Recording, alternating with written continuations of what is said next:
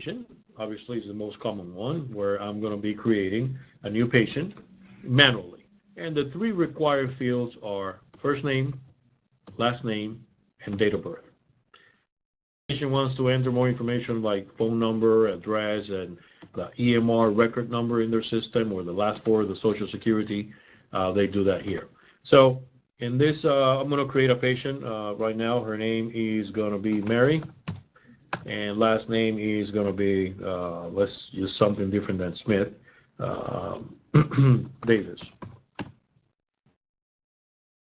Let's use January 1st, 1980. Click on Add New Patient. No need to, again, use tablets because it's not what we're using here today. We're only using Cardia. So if I'm going to give this patient a tablet, I just click here on Assign Tablet, and it will pick one up from my inventory. Not the case today, so I just enter first name, date of birth, and click on Add New Patient. Patient added successfully. Menu here is patients. If I click there, I get to see all my patients, and we're going to find here Mrs. Davis right here. Patient ID 352. Davis Mary. From the main menu here, I just click on her last name or her patient ID. So I'm going to click on last name. So here's the profile just created. Mary Davis, date of birth, January 1st, 1980. Now I'm presented with some icons above her profile. Management, cardiac, glucose, blood pressure, pulse oximeter, and scale. Other products that are in production right now are sleep apnea, COPD, and EKG. EKG is a mobile EKG device that a nurse can take to a patient's home and use the EKG to get a whole EKG reading. And our cardio, different than our cardiac event monitor, is the event, obviously, that patient is going to be wearing. And these devices are going to be reporting on the four different types of cardiac events that we monitor, which are tachycardia, bradycardia, AFib, and pause. So very briefly here, medication management is the part of the system where the system calls the patient to remind them to take their medication, and if they do not comply or do not answer, then it's escalated to the physician. Glucose, obviously, for diabetics, where they do their glucose reading once, twice, 3, 4, 5 times a day.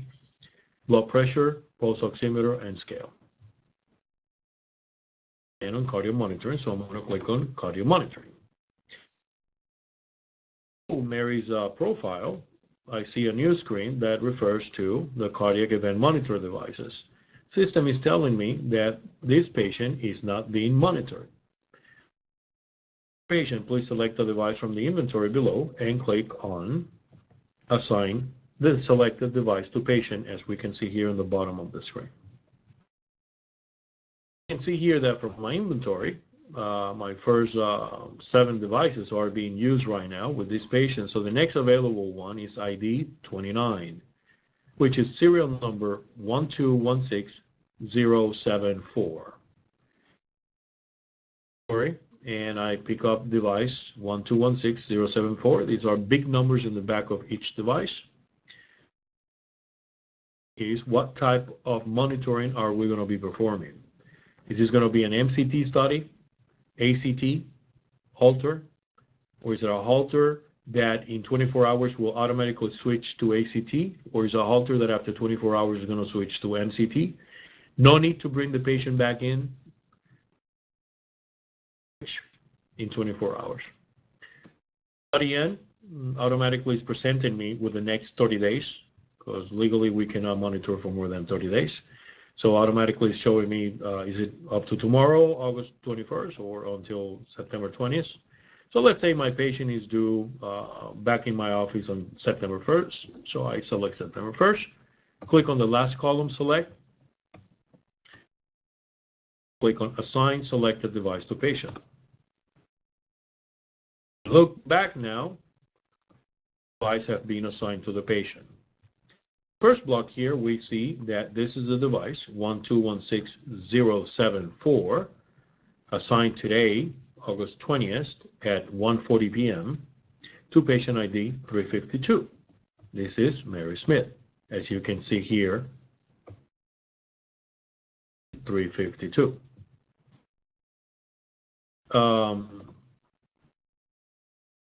Record, I'm presented with 3 icons.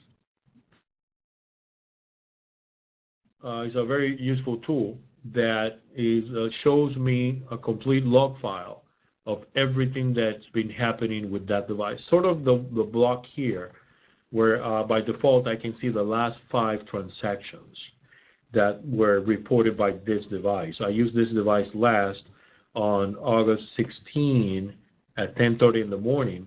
This device, serial number 1216074, that was used on their patient 187, reported recording started status. So here we get to see the last 5 transactions. But if I click on the log file icon here in the middle, then I'm going to be presented with the whole story, where I can see as far as the first time I programmed this device. So here, August 16, it was under this patient 187. Back to the August 15 at 1:05 p.m.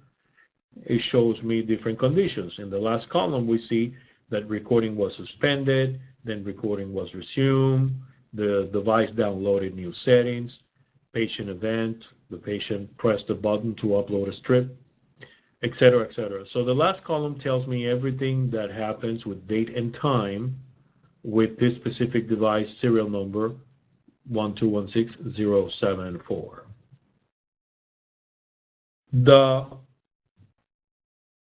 To the left of the log file icon, I have a little pencil. If I click on the pencil, it's a very powerful tool. It allows me to modify, to fine-tune this device specifically for this specific patient. The second section, analysis settings. The patient could be long gone from my office, 72 hours into the study, and I decided that I want to modify the threshold values for alarms that will detect the Brady, the tachy, the AFib, or the pause. So I could come here and tachycardia, the onset for the tachycardia, I have it at 130, which is by default what the manufacturer recommends.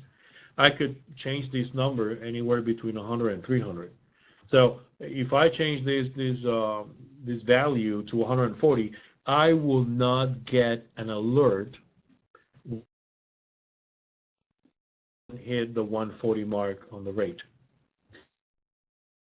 To modify these different threshold values for Brady, tachy, AFib, and pause, the in, the out, and the duration. In the case of the AFib, the duration. In the case of the pause, the same thing.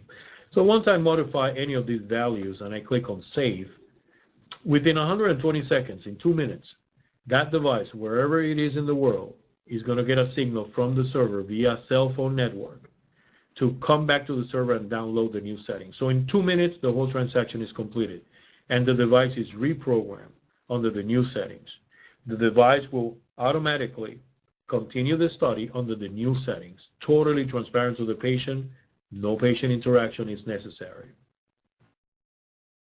I believe there's nobody else out there in the market with such tool, where the device is programmed without any patient interaction, totally transparent to them. As they're being studied, the device switches to the new settings in 2 minutes.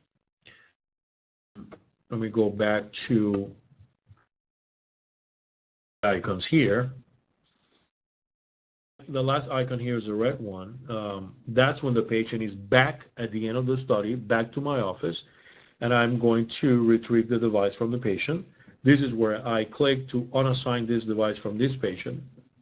I'm not going to do that now, obviously, because I don't want to stop the study.